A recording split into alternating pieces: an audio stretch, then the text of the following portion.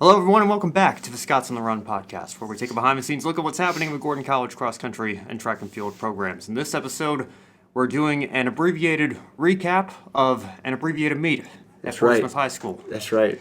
No guest this week, but Coach Miela joining me. As always, Coach, how are you doing? It's good. I love that, man. I thought that's a great line. It was abbreviated. It was the right call, but yeah, it was always good to just know that the outdoor season has started. I actually can't believe, even just thinking about doing this podcast, I can't believe how far we've come already this year. You know what I mean? Yeah, absolutely. So as you mentioned, first outdoor meet of the year, and very dangerous conditions out there for all the athletes. The pole vault, I think, was canceled Right that away. morning. Yeah. There was no way we were even going to try that. But Yeah. I guess just to give people an update that, or maybe just still catching up on last weekend, Coach, I remember I was actually with some of the distance guys on the bus. They were monitoring the group chat. They could see all the coaches meeting on the live stream trying to talk about what they wanted to do. And the call was eventually made, I think, while the 400 heats were going on, that the 400s were going to be it.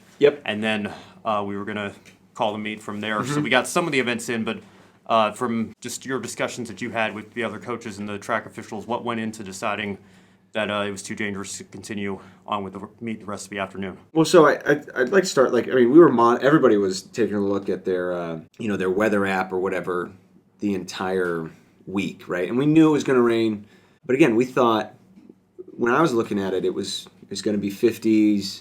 It said the rain was going to be less than an inch. So you're going into this thinking it's going to be a lighter-ish rain. It wasn't going to be super cold. And it wasn't going to be ideal, but it wasn't going to be terrible, right? Like we were just thinking that. We show up, the wind seemed to be stronger than I think anybody anticipated, and that made it feel extremely cold. And then the rain, there would be flashes where it felt like somebody just turned the faucet on, right? So it got to be a lot, and as you said, they canceled pole vault right away, right when we showed up. We did a good job of setting up camp and trying to keep our athletes dry. And, it got to the point, this is the first time I've ever said this to a group. I pulled our sprinters aside. As you said, they ended up canceling the meet during the 400s. I pulled our sprinters aside that were warming up for the 100 before they had made that call.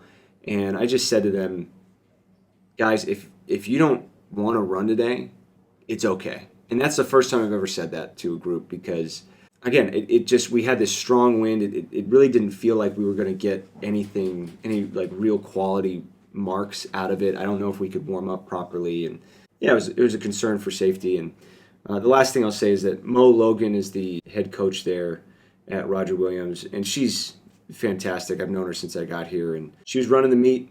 I think it was the right call. That's a tough position to be in as a meet director. You got all these schools that traveled far to compete, but all the coaches got together. Mo said that she was going to call it, and I don't think there was a single coach that argued one way or another. I think we all agreed and packed up, got dry, went to Chipotle, and enjoyed being a team for the rest of the day. Yeah, well, that was from my experience the first time that rain had shortened.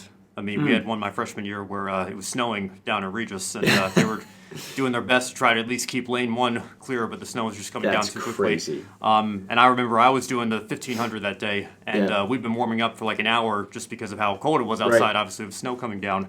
And right as we were on the start line was when they came over the PA system and called it. So it done, yeah. I think we took a lap out of frustration anyway because Sure. it was like we did all that warming up for nothing there. But again, probably the right call on that day as it was this weekend as well. Right. I mean, yeah, I could see it. Our sprinters were doing everything to try and get their body ready to compete. And there are just days it's just not going to happen, and you just got to cut your loss while you're ahead. And fortunately, it's what didn't happen that made it the right call, right? We didn't have any significant injuries in pole vault because it was canceled. We didn't have any significant, injuries in terms of, hamstring pulls or anything like that in the 100 or 200 or anything like that. Again, because the meet stopped before that happened. And, the events that happened and the conditions did seem easier when we got there, but the events that were contested, are a little safer to do in those conditions. And then once the conditions were getting worse, events were getting, I guess, a little bit more high risk of injury. And so, yeah, it all came together to make sense to just walk away from it. Well, you mentioned it. We did get some of the events in. That's right. Rachel Brennan and Olivia Garrity, I believe, were on the CCC weekly. That's right. Honors list there. So that's right. They had some good performances in the 1500 and Olivia's throwing events, respectively. Carolyn Day also, I think, ran a personal best in the Definitely. 15 as well. Over on the men's side, Jesse Commander broke a school record in his events. So what else stood out to you from what we were able to get done on Saturday's meet here? Well, I mean, I think what stood out was just our mentality. I tell you what, I didn't hear a single person complain. And I think it was, jokes were made lighthearted, and it kept kept good positive vibes in our, in our team camp. And I think that was really helpful, right? So I think the mentality and the approach of our athletes is what I was most proud of walking away from that meet, knowing that really whatever's thrown at us, we're going to be okay because our athletes are, they want to compete. And it says a lot about the culture that we're trying to build here in terms of, we want to recruit athletes that want to get after it, whether it's snowing out or whether it's 85 degrees outside. I mean, and you might get that in back-to-back days in New England in the spring. You never know, right? So I was really proud of that aspect of it. And then to your point, even with all this going on, because we had that mentality, we were able to we still have a list of personal bests. And then, like you said, Jesse Commander broke an 8-year-old school record in the 1500. Rachel broke her own record in the 1500 as well. And I'm telling you, the wind was strong down the backstretch. So the fact that those two athletes were able to break records in those conditions, I mean, it gives you a lot more confidence in terms of what they're able to achieve the rest of the year. Yeah, well, Jesse in the 3000 ran a basically a 9 flat, 0.62 here, so definitely in prime position to go sub-9 if we get some better conditions later this season. For sure. And on that note, we have a meet coming up this weekend. I guess it'll be tomorrow by the time people are listening to this. Yeah. So tell us about our upcoming schedule here. Well, so we're going to be at Tufts, and,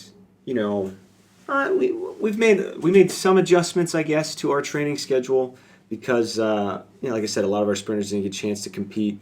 Distance, it'll be business as usual because pretty much all of our distance athletes were able to compete on Saturday. But so you might see some sprinters have a bigger day at Tufts. It's going to be a nice day, at least what we think. It might be a little windy, but I think we'll be ready to go. I know, like I said, a lot of our sprinters, since they didn't get a chance to compete, are really itching to get out there. And even the throwers that were able to throw things like that, I know that they're looking forward to getting another shot and seeing what they can do on just a nicer day. Not even like a great day, but a nicer day. So we go Tufts, and then a week from Saturday is our home meet, the Jonathan Timon Invitational, which we're really excited about. I am certainly watching the weather for that meet as well, obviously given that we have to host.